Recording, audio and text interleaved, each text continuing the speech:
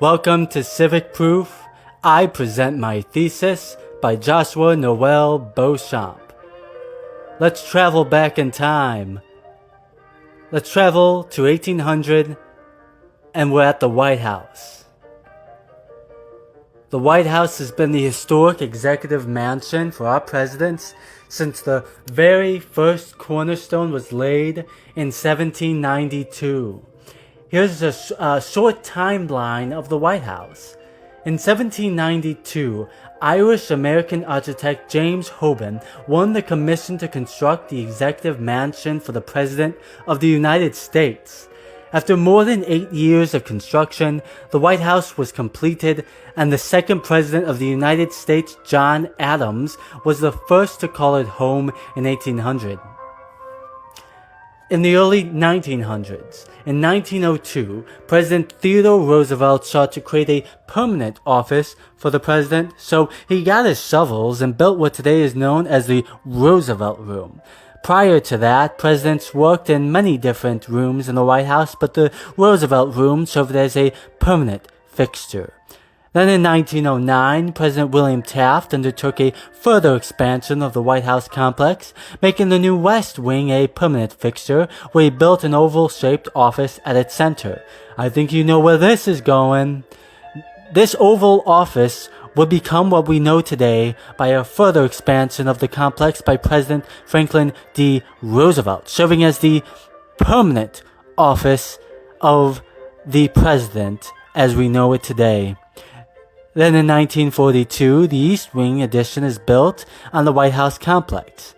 President Franklin D. Roosevelt commissioned the new East Wing to hide an underground bunker during World War II and provide additional office space for the president and his staff, including the First Lady.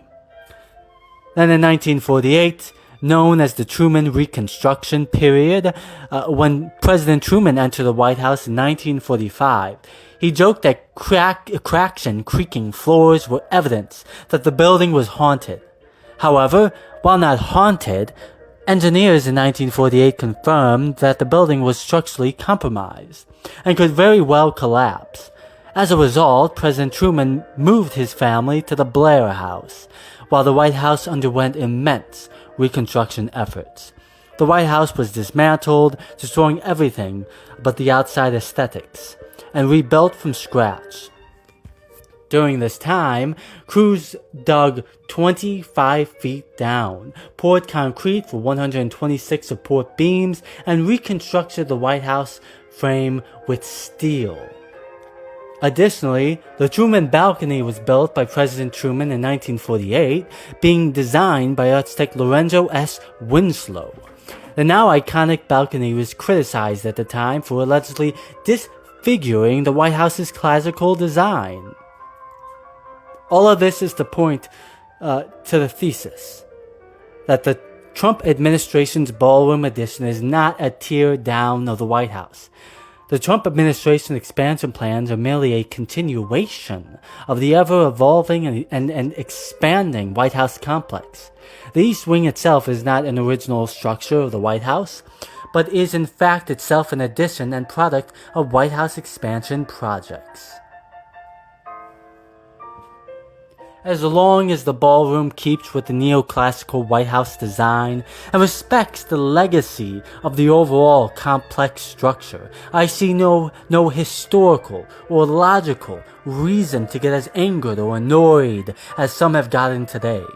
Before people start making historical claims about a structure, maybe it's time to learn about the history of that structure beforehand. If expansions and additions are fundamentally flawed or bad, as some argue today, then the famous and iconic White House balcony and Oval Office would not exist today. Let's temper our critiques through the lens of history, the filter of practicality, and the ideal of reasonability.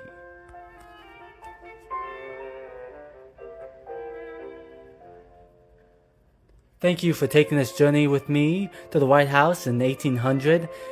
The White House has been a historic home of the president for many years, and it will continue to be for many years to come. I look forward to its continued construction, its continued building up into what should be a fantastic executive mansion for many years to come. Thank you.